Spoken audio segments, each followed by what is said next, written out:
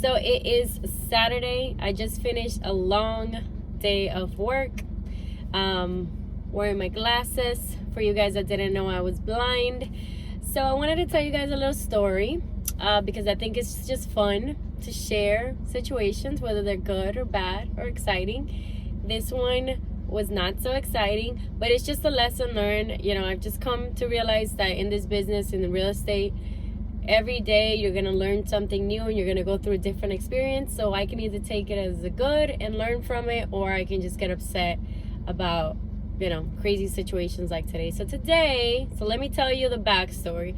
So I have an investor that I'm working with. We have a property that we're trying to get closed. We're very close to finally closing the property. It's a short sale. We've been going back and forth with the bank, and you know, anybody that's dealt with short sales, it's a little complicated dealing with the bank in those, you know, certain situations. So we're almost where we need to be with this property, and we're gonna go check out the property, and we come to realize that the locks have been changed. So you know, the seller doesn't live here. The seller's out of town, and so we're trying to figure out what's going on. So we talk to the neighbors, and the neighbors tell us that somebody has moved in and somebody is living in there. But this is a property that's been vacant for over like 6 months. So the seller doesn't know what's going on. Obviously, this is somebody that got in there, that just got in there without authorization and is now living in there. So they moved in. This is their home.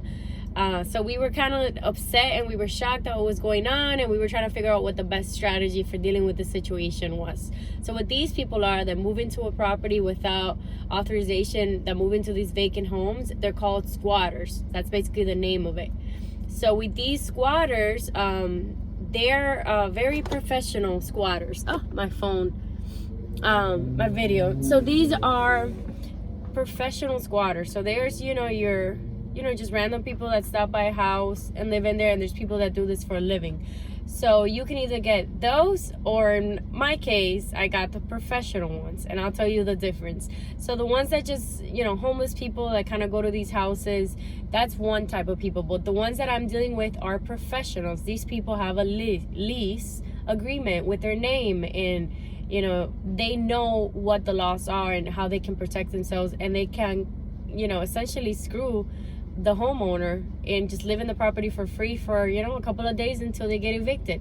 And that's kind of what's going on here. So we decided we were going to confront them. We, you know, knock on the door. They don't want to come out. We were there for almost an hour. Knocked again. They didn't want to come out.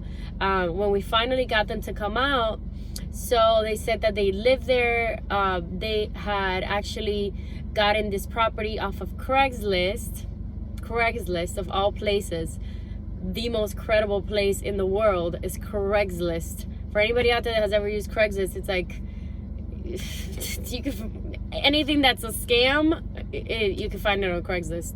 So this is their story, and we told them to take the lease, to show us the lease. Apparently they do have a lease by this owner that is, you know, non-existent. And yeah, I mean, that's their story. We called the cops. We got the cops involved, and this is where it gets interesting once you get the cops involved. But because, to, you know, here I thought that the cops were gonna resolve this issue and get these people kicked out of the house, because essentially they're breaking and entering. This is not their property. They're trespassing. So the cops come and basically do nothing. So what the cops tell us is that there's nothing that they can do. That basically these people have a lease, that they got scammed, that we have to go through an eviction. So anybody that's ever had to go through an eviction, we're in Miami-Dade and Broward, so it's not a quick process. There's so many that are being done because just people don't like to pay rent down here, apparently. So, you know, it's gonna take a minute. So these people know. That's why they went through this whole process, and I think they just do this for a living. They look at homes that are vacant and they move into these homes. And the worst part is that, you know, they know they can get away with it at least for a couple of days. I mean, it could take 45 to 60 days for them to get evicted, and they know this. And I think that there's a lot of people out there that are taking advantage of whatever's going on with, you know, with evictions. Due to the coronavirus, evictions are not being done. So they're taking advantage of this, and they're doing things like this, and they're scamming people that are, you know, own their properties upright. And I just, you know, this, my 2 cents on it, I just thought it was a little bit, you know, I was just a little upset because, you as a homeowner, you should be able to have these people get kicked out, because these are people that, you know, are not paying you. They're basically living there rent free. So I thought that getting the police involved was going to get them kicked out, but apparently no. You know, and it's unfortunate that there's people that do this for a living and are actually out there scamming people. So, you know, the biggest lesson that I learned is, you know, put alarms on your properties if they're vacant at all times, because you want to avoid situations like this. At least scare them from going into the property because they see that there's an alarm. We didn't have an alarm here. You know, my seller, the client that I'm dealing with, the seller, you know, they don't live in town. It's an older person, so, you know, they didn't think of that. It's not somebody that's savvy. So put an alarm, and also, you know, be prepared to deal with people like this, and be prepared to know that, you know, unfortunately the cops might not be able to help you in these situations. So avoiding this happening altogether. And another lesson that I learned is that I'm gonna get myself, you know, a gun. I'm not gonna use it, but I want to have it because, you know, I went to this appointment with my investor. He's a guy, and I was protected. But definitely being a woman in these situations is a little scary, because you don't know who's gonna come out of that house.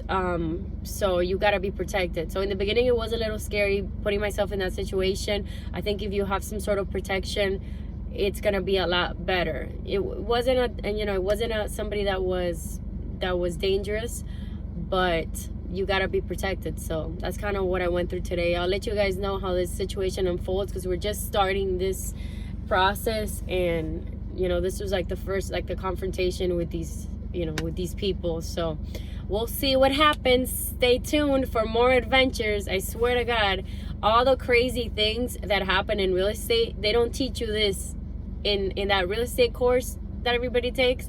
They don't teach you, like, the real, you know, the things that you're gonna have to go through. And one day I'm gonna have a reality TV show, and you're gonna see the day-to-day of all the crazy things that I go through and that I see in this business. And this is just like one part of it, but it's a lot of crazy things.